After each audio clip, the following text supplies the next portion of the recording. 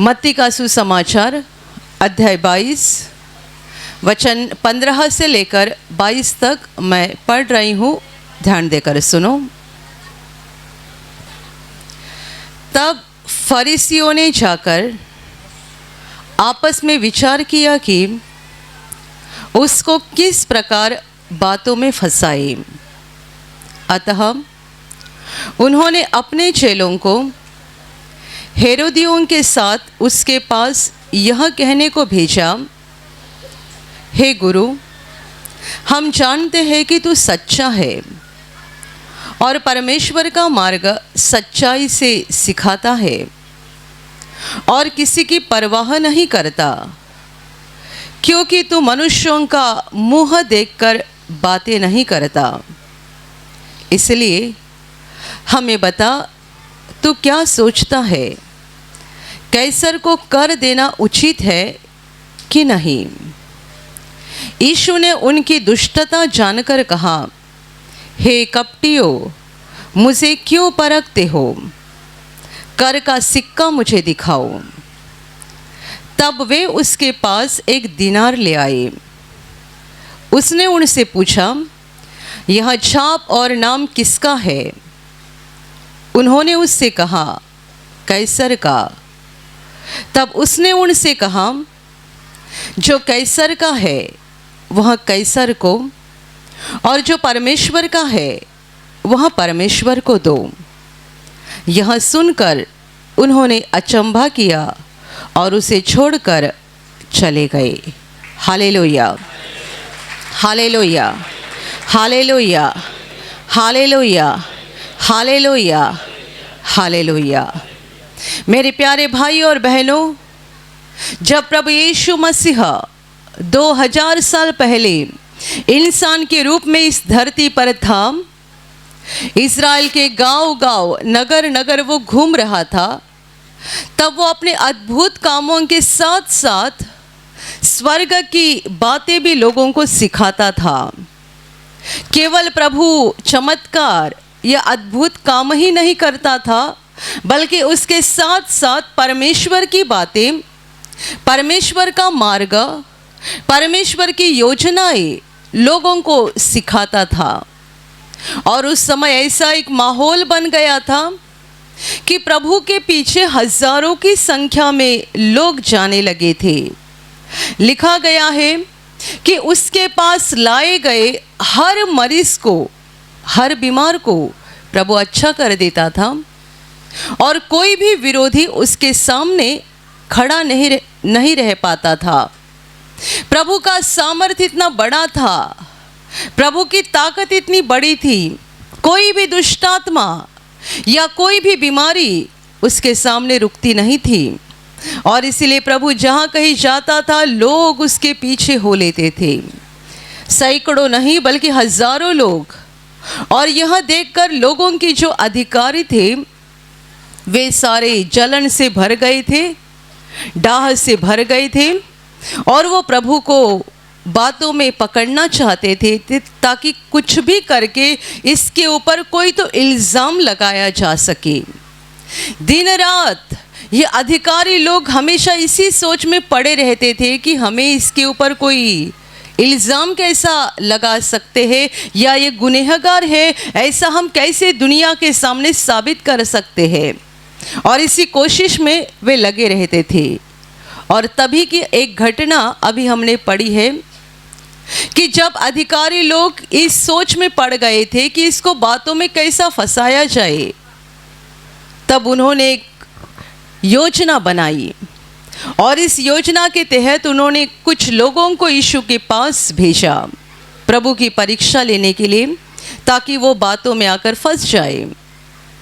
वो लोग प्रभु के पास आए और बड़े मीठे शब्द से प्रभु यीशु से बातें कर रहे हैं, प्रभु को बता रहे हैं, हे गुरु, हम जानते हैं कि तू सच्चा है और परमेश्वर का मार्ग सच्चाई से सिखाता है। तू किसी की परवाह नहीं करता है, क्योंकि किसी मनुष्य का मुँह देखकर तू बातें नहीं करता है। तो अभी हमें बता, तुम्हारी सोच क्या है? कैसर को कर देना है कि नहीं। उन्हें ऐसा लगा कि प्रभु ने हाँ कहा तो भी बीच में अटक जाएगा, ना कहा तो भी अटक जाएगा। यदि प्रभु ने कहा कर मत दिया करो तो कैसर का विरोधी बन गया। जाकर ये लोग कैसर के पास बोल सकते, देखो ये मनुष्य लोगों को बता रहा है कि राजा को कर मत देना। कैसर एक रोमी सम्राट था जिसका इज़राइल के ऊपर बड़ा अधिकार हुआ था। इज़राइल लोग कैसर के गुलाम बन गए थे और इसलिए उनको कैसर को कर देना पड़ता था। कैसर उस जमाने का एक बड़ा सम्राट था और यदि प्रभु ने कहा कि कैसर को कर मत दिया करो तो कैसर का विरोधी बन गया। और यदि उसने कहा कि कैसर को कर देना उचित है तो यहूदी लोग जो यीशु पर विश्वास करते थे या यीशु के पीछे हो लेते थे वे बड़े नाराज़ हो जाएंगे, क्योंकि वे लोग कैसर का अधिकार नहीं चाहते थे। कैसर तो एक रोमी सम्राट था और वे कैसर को कर देते थे पर मन से नहीं देते थे, देना पड़ता था इसलिए देते थे। वे कैसर को नहीं चाहते थे अपने मन में, इसलिए प्रभु ने कहा मत दिया करो तो कैसर का विरोधी बन गया। दिया करो ऐसा बोला तो लोग नाराज हो जाएंगे। विरोधियों को लगा हमने एक ऐसा सवाल किया है कि अभी ये बातों में फंस जाएगा और हम इसके ऊपर इल्ज़ाम लगा सकते हैं। पर आगे लिखा गया है प्रभु ने उनकी मन की दुष्टता को पहचान लिया, उनके मन के कपट को जान लिया और प्रभु ने कहता है मुझे ऐसे क्यों परखते हो, हे कपटियों, इस रीति से मुझे क्यों परखते हो, मुझे एक सिक्का दिखाओ। प्रभु के पास एक सिक्का दिया गया। प्रभु ने कहा इस पर जो छाप है, जो लिखा है वो किसका है।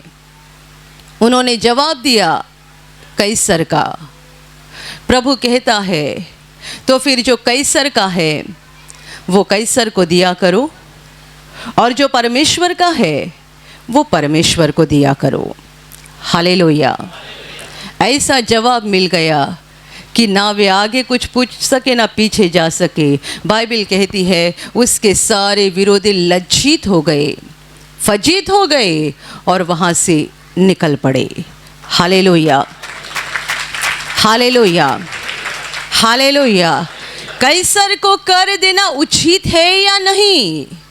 प्रभु ने ना हाँ कहा ना नहीं कहा, बल्कि प्रभु कहता है ये सिक्का जो तुम कैसर को कर के रूप में देते हैं, इस पर जो लिखा हुआ है ये लेख किसका है, इस पर चेहरा किसका छपा हुआ है, छाप किसकी है? लोग कहते कैसर की। तो प्रभु कहता है मतलब है कैसर का हो गया। जो कैसर का है वो कैसर को दे दो, जो प्रभु का है, जो परमेश्वर का है वो परमेश्वर को दे दो। मेरे प्यारे भाई और बहनों, एक बहुत अच्छी और सुंदर और महत्वपूर्ण सलाह प्रभु इस वचन के द्वारा हमें दे रहा है। जब प्रभु कहता है कि जो परमेश्वर का है वो परमेश्वर को दे दो, तब एक कागज और पेन लेकर लिखना शुरू करो परमेश्वर का क्या है।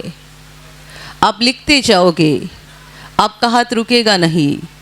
यदि आपने परमेश्वर को जान लिया है तो आप लिखते जाओगे, आपका हाथ रुकेगा नहीं और आप जानोगे सब कुछ परमेश्वर का है और इसीलिए हमें सब कुछ उसे देना चाहिए।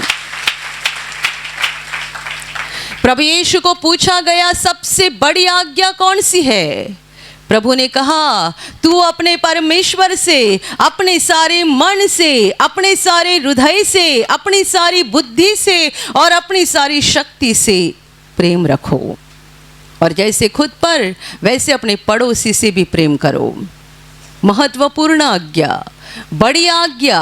अपना सारा मन, सारा हृदय, सारी ताकत, सारी बुद्धि, इनके द्वारा परमेश्वर पर प्रेम करो।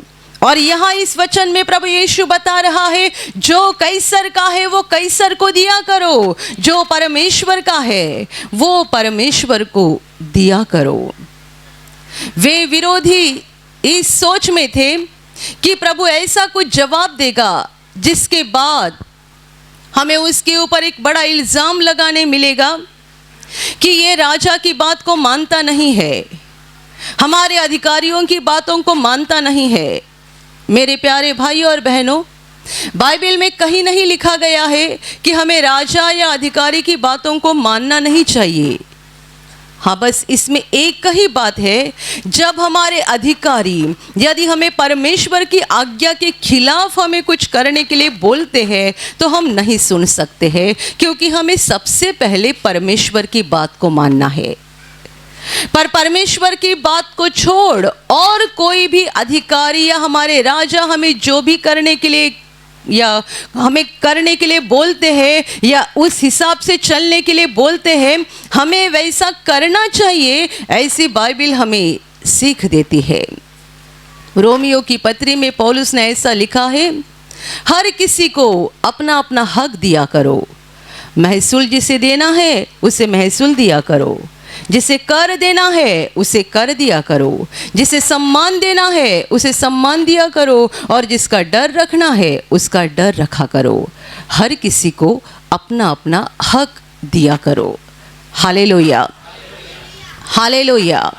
परमेश्वर हमें दुनिया के किसी अधिकार के खिलाफ नहीं सिखा रहा है।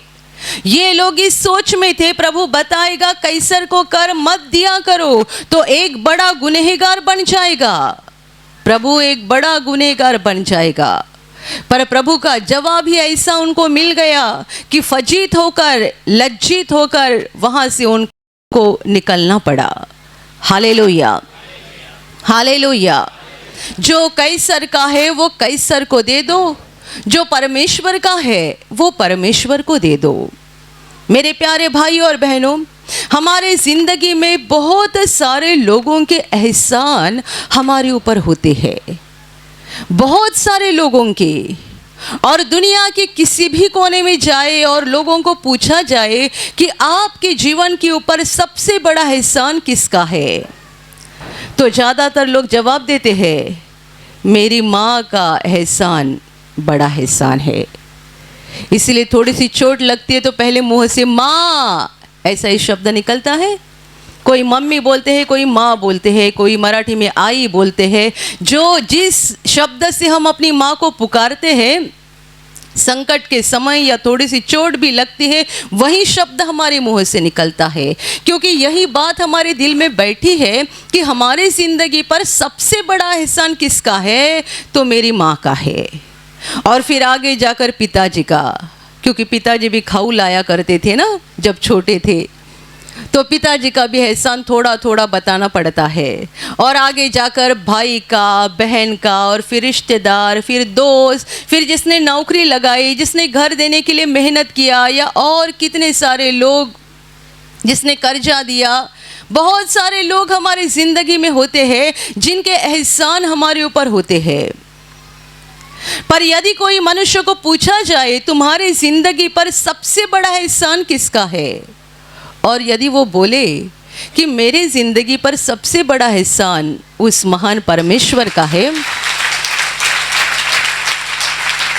तो वह आत्मा में जिंदा हो गया है, जीवित हो गया है, उसने सच्चाई को जान लिया है, उसकी आत्मा की आंखें खुल गई है, और आत्मा की आंखों के द्वारा वो साफ साफ देख रहा है कि मेरी ज़िंदगी पर सबसे बड़े एहसान मेरे महान परमेश्वर के हैं, जिसने मुझे बनाया, जीवन दिया, धरती पर भेजा, जो मुझे ज़िंदा रखता है, और जिसके पास मुझे एक दिन वापस जाना है।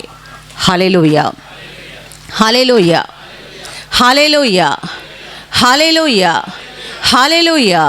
इसका मतलब ये नहीं है कि हमारे माँ का एहसान या पिताजी के एहसान या दूसरे बहुत सारे लोग हमारे आसपास होते हैं जो ज़िंदगी भर हमारी मदद करते हैं, हमारे लिए कुछ ना कुछ किया करते हैं, हम पर प्रेम करते हैं, उनके एहसान होते नहीं, ऐसा नहीं है।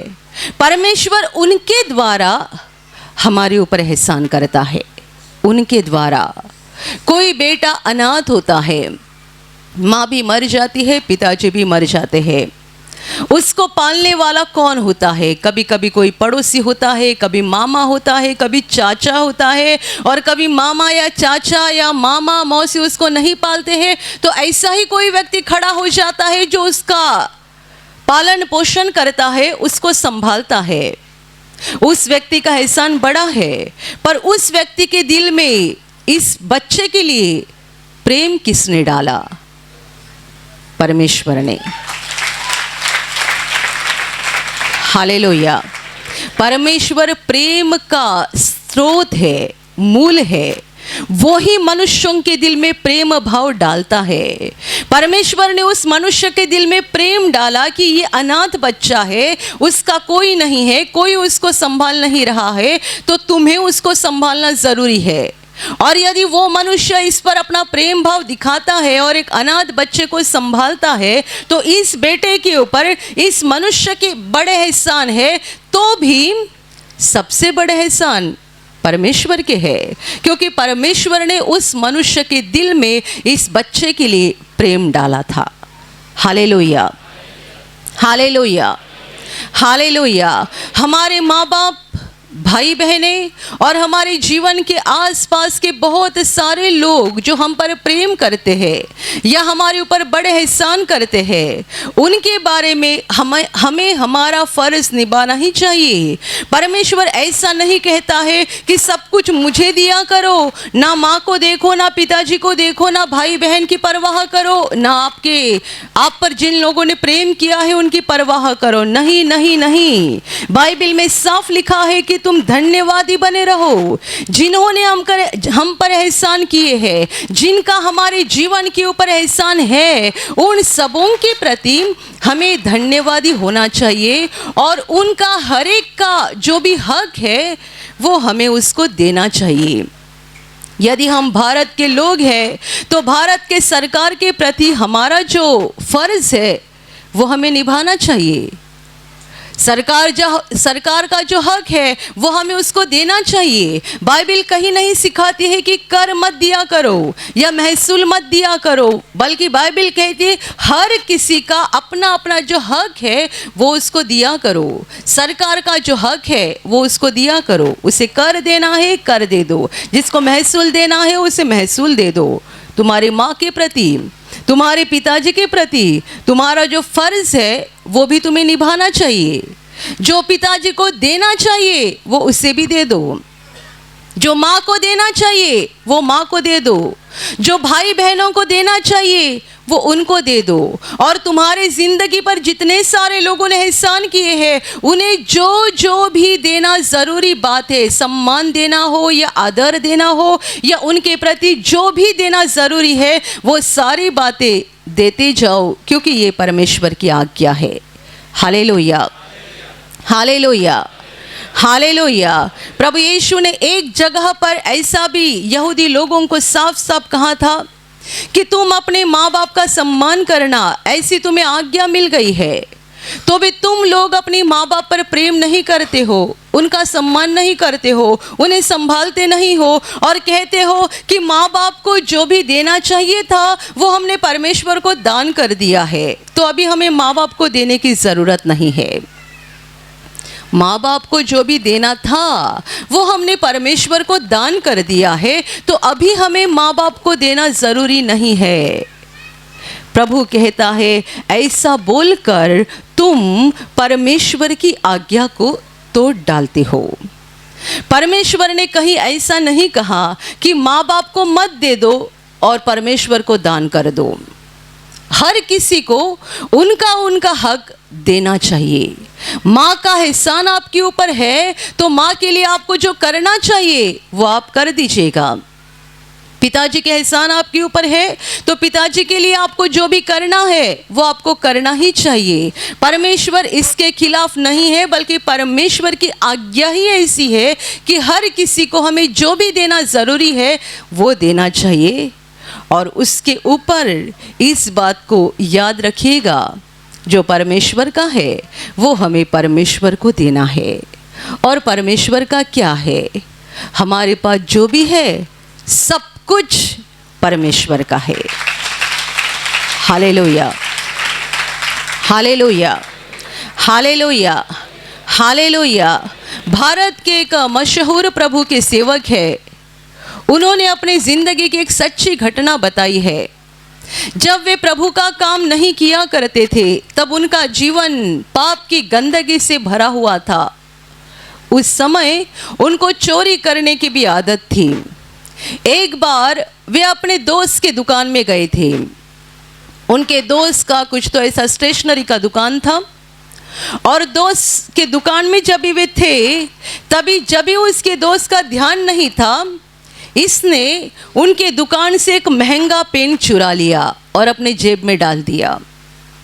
इस घटना को कई साल बीत गए और एक दिन जब ये प्रभु के सेवक प्रार्थना कर रहे थे, परमेश्वर ने उनको इस बात को याद दिलाया।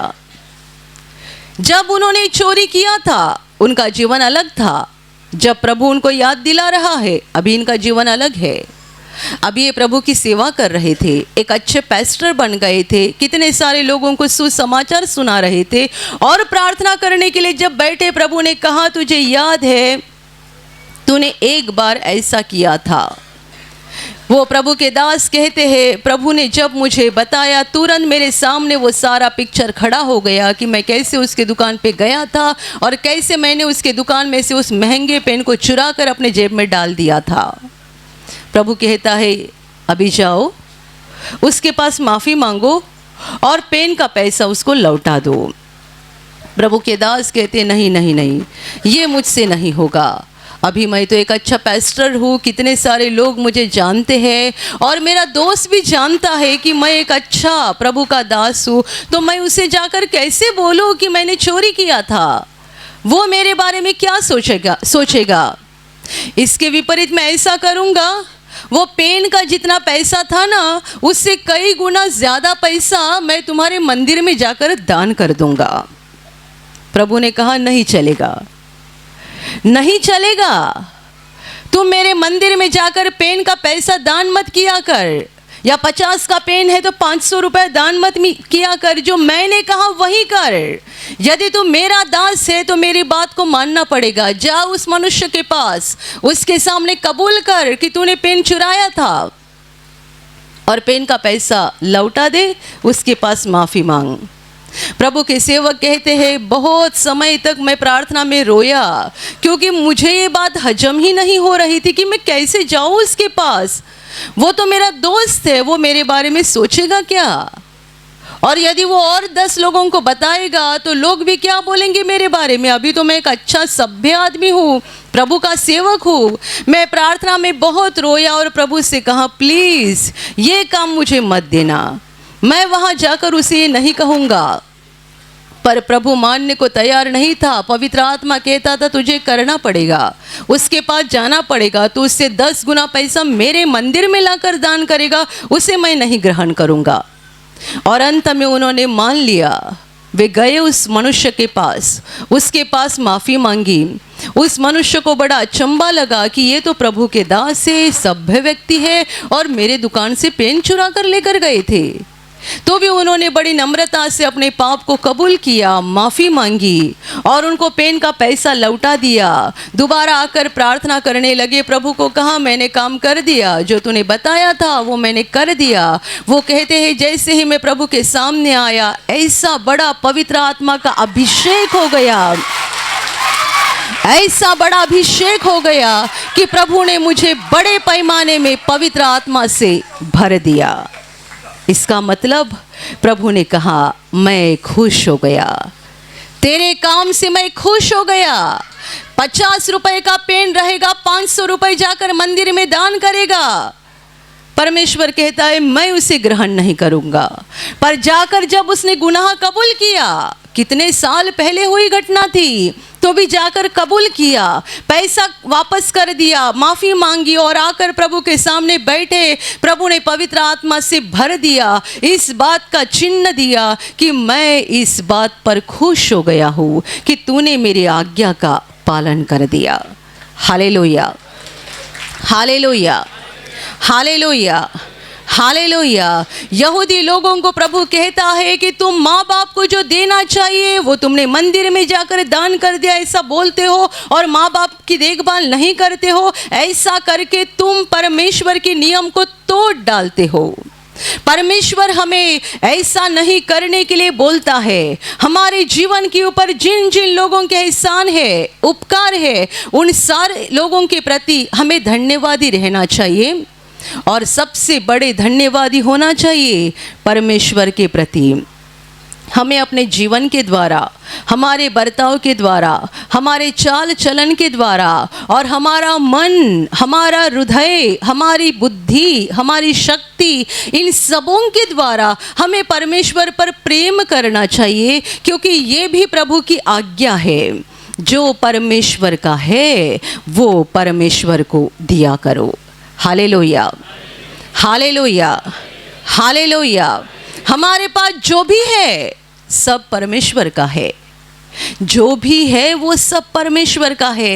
एक बात बताओ जिस पर परमेश्वर का अधिकार नहीं है, या वो परमेश्वर का नहीं है। मैंने बहुत साल पहले एक सुंदर घटना सुनी थी। एक बार एक मनुष्य परमेश्वर के साथ बातें कर रहा था। ये एक कहानी है, रची हुई कहानी, पर इससे हमें एक बड़ी सीख मिलती है। वो मनुष्य था एक बड़ा वैज्ञानिक, और वो परमेश्वर से बोल रहा है, हमारे विज्ञान ने इतनी तरक्की कर दी है कि हमें तुम्हारी कोई ज़रूरत नहीं है। हम सब कुछ कर सकते हैं, हम सब कुछ कर सकते हैं, हमें तुम्हारी कोई ज़रूरत नहीं है। यहाँ तक कि हम इंसान को भी बना सकते हैं। परमेश्वर ने कहा, अच्छा तुम इंसान को भी बना सकते हो, तो जरा बना कर दिखाइए। वैज्ञानिक नीचे ज़मीन पर बैठा और मट्टी इकट्ठा करने लगा पुतला बनाने के लिए। परमेश्वर कहता है, इसे रख दे, ये तो मैंने बनाया है। बस इतनी ही छोटी सी घटना है, इससे हमें सीखना है। वो नीचे ज़मीन पर बैठा और मिट्टी इकट्ठा करने लगा पुतला बनाने के लिए। प्रभु कहता है, इसे रख दे। किसको हाथ लगा रहा है? मिट्टी भी मेरी ही बनाई हुई है, मैंने बनाया है, तुम्हारा क्या है वो दिखाओ। मनुष्य बोल सकता है, परमेश्वर ने मुझे क्या दिया है, परमेश्वर का मेरे ऊपर क्या एहसान है, उसने मुझे क्या दिया है, उसका मेरे पास क्या है। तभी सवाल ये करना चाहिए, तुम्हारा खुद के पास क्या है, ये बताइए। तुम्हारी नौकरी खुद की है? यदि ऐसा बोलोगे, एक दिन नौकरी चली जाएगी। रोकर प्रभु के पास कहोगे, प्रभु नौकरी दे दो। प्रभु कहेगा, अभी पता चला कि तुझे जो पहली नौकरी थी वो भी मेरी ही दी हुई थी, मैंने दिया था। नौकरी मेरी है, पैसा मेरा है। कितने सारे लोग बोलते हैं, मेरा पैसा, मेरी नौकरी, मेरा धंधा, मेरा घर, मेरी औरत, मेरे बच्चे। मैं लोगों को कहती हूँ, आपके बच्चे स्कूल जाने के लिए बस में बैठे और उस बस को बड़ी दुर्घटना हो गई, क्या आप आपके बच्चों को संभाल सकते हैं? आप बोल रहे मेरा बेटा, मेरा बेटा, मेरी बेटी, मेरा हक है, जैसा मैं चाहूँगा वैसा मैं उसके बारे में करूँगा, वैसा मैं करूँगी, ऐसा आप ज़रूर बोलते हैं। तो एक ही सवाल का जवाब दे दो कि आपके बच्चे स्कूल जाने के लिए या नौकरी पे जाने के लिए बस में बैठे और बस की बड़ी दुर्घटना हो गई है, तो क्या आप अपने बच्चे को संभाल सकते हैं? जो माँ या पिताजी ऐसा बोल सकते हैं, ये बेटा, ये बेटी मुझे परमेश्वर ने दी है, पर ये मेरे नहीं है, ये परमेश्वर के है। बुद्धिमान है वह माँ, बुद्धिमान है वह पिताजी जो बोल सकते हैं, ये मेरे बच्चे नहीं है, ये परमेश्वर के बच्चे हैं। तो जैसा परमेश्वर चाहे वैसा उनके साथ हो जाए। उनके जीवन की हर घड़ी में, हर मोड़ पर परमेश्वर की इच्छा पूरी हो जाए। मुझे देकर, ये बच्चे मुझे देकर परमेश्वर ने मेरे दिल को खुश कर दिया है, आनंदित कर दिया है, पर बच्चे मेरे नहीं हैं, परमेश्वर के बच्चे हैं। तो जैसा वो चाहे वैसा ही जिंदगी भर उनके साथ होता रहे। हालेलुया, यदि कोई वैसा बोल सकते हैं वो बुद्धिमान है। जो मनुष्य कहता है मैं अपना मालिक नहीं हूँ, मेरे पास खुद का कुछ नहीं है, जो भी है उस महान परमेश्वर का है और जैसा वो चाहे वैसा मेरे साथ हो जाए, यदि कोई बोल सकता है वो बुद्धिमान है। जो बोलते हैं सब कुछ मेरा है, नौकरी मेरी है, घर मेरा है, गाड़ी मेरी है, पैसा मेरा है, बच्चे मेरे हैं, सब मेरा मेरा मेरा मेरा कर देते हैं, अचानक दिल का दौरा पड़ जाता है, खत्म हो जाता है। बताओ मेरा क्या है? कोई मनुष्य बड़े अहंकार से कहता है ये जमीन का मैं मालिक हूँ। अच्छा, तो मर जाओगे तब साथ लेकर जाओगे क्या? मालिक वो होना चाहिए जो अंत तक या अनंत काल तक उसको अपने हाथ में संभाले रख सकता है। आपके पास 10 एकड़ जमीन हो या 100 एकड़ जमीन हो, आप यदि बोलते हैं कि मैं इसका मालिक हूं, तो आप मरने के बाद उसे साथ भी लेकर जाइएगा। मरने के बाद हमारा क्या होता है ये हम ही नहीं जानते, तो जमीन कहां से लेकर जाएंगे? यदि आपको दफनाया गया तो आपको 6 बाय 2 या 3 की जगह लगेगी। दफनाया गया तो वो भी कितना 8-10 महीना, उसके बाद दूसरी बॉडी वहाँ पे डाल दी जाएगी। उतनी सी कब्र भी आपकी नहीं है, तो क्या है हमारा? और जला दिया तो सभी खत्म हो गया, 10 महीने की ज़मीन भी नहीं मिलेगी। Hallelujah, hallelujah, hallelujah. जो परमेश्वर का है वो परमेश्वर को दे दो। कितना बड़ा महत्वपूर्ण संदेश है हर मनुष्य के लिए। बाइबल में लिखा गया है, लोग बड़े अहंकार से बोलते हैं मेरा मेरा मेरा और सब कुछ पीछे छोड़कर चले जाते हैं। जो मेरा मेरा बोल रहे थे उसका मालिक कोई और बन जाता है। आपकी ज़मीन का मालिक कोई और बन जाएगा। आप 80 साल जियोगे, 90 साल जियोगे, 100 साल जियोगे, पर एक दिन आपको मरना है। आपकी ज़मीन यहीं रहेगी, आपका पैसा यहीं रहेगा, आपका बंगला यहीं रहेगा, आपका जो भी है सब यहीं रहेगा। बाइबल कहती है हम दुनिया में खाली हाथ आए हैं और खाली हाथ वापस जाएंगे। और बुरी बात ये भी है, आपके बच्चे जो छोटे होते हैं तब आपके पास आकर बड़े प्रेम से बोलते हैं मेरे पापा, मेरी मम्मी, मेरे पापा, मेरी मम्मी, ऐसा बोलते हैं। बड़े हो जाते हैं, उनकी शादी होती है, आप बूढ़े बन जाते हैं, तब उनके दिल में कोई अपने माँ बाप के लिए आदर या प्रेम भाव नहीं रहता है। ऊपर से ये सोचते हैं कब ख़त्म हो जाए। आप मर जाओगे तब भी आपके बच्चे झगड़ा करेंगे, खर्चा किसको करना है? बताओ, जिंदगी भर आपके बच्चों के लिए आपने क्या क्या किया, और आप मर गए तो आपके बच्चे झगड़ा कर रहे हैं, मुझे क्यों इतना खर्चा उठाना है? तुम्हें भी करना चाहिए। जब पापा जिंदा था दवा का खर्चा मैंने किया, अभी मर गए तो जो हो जाएगा वो तुम कर लेना। क्या बुरा हाल है मनुष्यों का। किस बात पर नाज करे, किस बात पर अहंकार करे। जब हम जवान होते हैं बोलते हैं सब मेरा है, मर जाते हैं तो हमारे बच्चे ही आपस में झगड़ा करते हैं। मेरे प्यारे भाई और बहनों, हमारा कुछ नहीं है, हम खुद भी अपने मालिक नहीं है। बाइबल कहती है तुम अपने नहीं हो। हम अपने नहीं है, हम उसके हैं। हालेलुया। और यदि आप यीशु के लोग हैं तो आप ज़्यादा पैमाने में परमेश्वर के हैं। क्यों?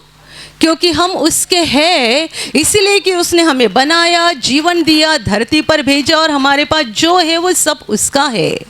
पर हम डबल उसके हो गए क्योंकि प्रभु यीशु ने क्रूस पर बलिदान करके, अपना लहू बहाकर, अपना शरीर देकर, हमें दाम देकर खरीद लिया। हम जो शैतान के गुलाम थे, हम शैतान के हाथ में थे, यीशु ने अपना लहू बहाकर हमें खरीद लिया है। Hallelujah, hallelujah, hallelujah. क्या कोई मनुष्य अपनी ही जमीन को दोबारा दाम देकर खरीद लेता है? क्या कोई मनुष्य अपने ही घर को दोबारा दाम देकर खरीद लेता है? कभी कभी ऐसा हो भी सकता है कि आपके घर में कोई पराये रह रहे हैं और आपका घर आपको वापस नहीं मिल रहा है, तो आपको कुछ दाम देना पड़ेगा अपना ही घर वापस खरीदने के लिए। बिल्कुल परमेश्वर को वैसा ही करना पड़ा। मनुष्य तो परमेश्वर का ही है, तो भी उसको दाम देना पड़ा, क्योंकि मनुष्य ने पापों के द्वारा परमेश्वर का हाथ छोड़ दिया था और शैतान के गुलाम बन गए थे। इसीलिए जो मनुष्य परमेश्वर का बनाया हुआ था, उसे ही खरीदने के लिए परमेश्वर को अपना लहू बहाना पड़ा और दाम देकर हमें खरीदना पड़ा। Hallelujah, hallelujah, hallelujah. मेरे प्यारे भाइयों और बहनों, हम अपने नहीं हैं। प्रभु यीशु कहता है, जो कैसर का है वो कैसर को दे दो, जो परमेश्वर का है वो परमेश्वर को दे दो। अपना पूरा हृदय परमेश्वर को दे दो, अपना सारा जीवन परमेश्वर को समर्पित कर दो। यदि आप अपने जीवन को परमेश्वर के हाथ में दोगे, परमेश्वर को अपना पूरा समर्पण करोगे, तो आपका जीवन परमेश्वर के आनंद से भर जाएगा। परमेश्वर हमसे जो लेता है, इसलिए लेता है कि अच्छा बनाकर हमें वापस दे सके। वो हमारा पैसा नहीं चाहता है, वो हमारा सोना चांदी नहीं चाहता है, पर वो जो भी हमसे लेता है उसे बहुत गुना आशीषित करके हमें फेर दे देता है। Hallelujah, hallelujah. क्योंकि वो हमारा सच्चा बाप है, वो सनातन पिता है। उसे सनातन पिता कहा गया है। इसका मतलब ये है वो आज हमारा बाप है, कल हमारा बाप है, हम मरते दम तक रहेंगे वो हमारा बाप है, मरने के बाद भी वो ही हमारा बाप है। वो हमारे शरीर और आत्मा दोनों का भी बाप है, इसीलिए उसे सनातन पिता कहा गया है। वो हमारा नुकसान कभी नहीं करेगा, जो भी करेगा हमारी भलाई करेगा। प्रभु को अपना पूरा समर्पण कर दो, क्योंकि हम अपने नहीं हैं, हम उसके हैं। अपना पूरा जीवन उसके हाथ में दे दो, ताकि परमेश्वर का अनुग्रह आपके जीवन में बना रहेगा, परमेश्वर की शांति आपके जीवन में बनी रहेगी। धरती पर आप खुशी से भरा हुआ जीवन बिताओगे और ये जीवन खत्म होने के बाद स्वर्ग के अनंत जीवन में प्रवेश करोगे। Hallelujah, hallelujah, hallelujah. और अभी प्रार्थना करने का समय है। आप विश्वास करो कि एक पल में प्रभु यीशु आपको छूकर चंगाई देगा। एक पल में वो आपके जीवन का दुख निकाल देगा और आपके आंसुओं को खुशी में बदल देगा, क्योंकि उसके लिए असंभव कुछ नहीं है, अनहोनी बात एक भी नहीं है। प्रभु यीशु आज भी जिंदा है। 2000 वर्ष पहले वो शरीर रूप में धरती पर था, आज शरीर रूप में नहीं बल्कि आत्मा के रूप में है। और दुनिया के कोने कोने में जहाँ जहाँ लोग विश्वास के साथ उसको पुकारते हैं, उसके पास प्रार्थना करते हैं, उन सबों की पुकार को प्रभु सुनता है, उन्हें चंगा करता है, उनके आंसुओं को पोंछ देता है और उनके जीवन को खुशी से भर देता है। आप भी इसी विश्वास के साथ आपके बीमार भाग पर हाथ रखो, और यदि वहाँ हाथ नहीं रख सकते हैं तो अपने सीने पर हाथ रखो। प्रभु यीशु के नाम से इसी क्षण आपके शरीर की सारी बीमारियां निकल जाए। यीशु के नाम से आपके जीवन का सारा दुख निकल जाए। शैतान का हर एक काम आपके जीवन से और आपके परिवार से पूरी तरह से नष्ट हो जाए। यीशु के नाम से, प्रभु यीशु के नाम से शैतान का सारा काम आपके जीवन से नष्ट हो जाए। सारी दुष्ट आत्माओं को प्रभु यीशु के नाम से मैं आज्ञा दे रही हूँ, इसी क्षण इन्हें छोड़कर निकल जाओ और वापस उनमें नहीं आना। इसी क्षण प्रभु का महान सामर्थ आपके ऊपर आ जाए। प्रभु का महान सामर्थ आपके ऊपर आ जाए। प्रभु का महान सामर्थ आपके ऊपर आ जाए। इसी घड़ी पवित्र आत्मा की खुशी आपके दिल में आ जाए, पवित्र आत्मा की शांति आपके दिल में आ जाए और आपका जीवन स्वर्ग की रोशनी से भर जाए। आमीन।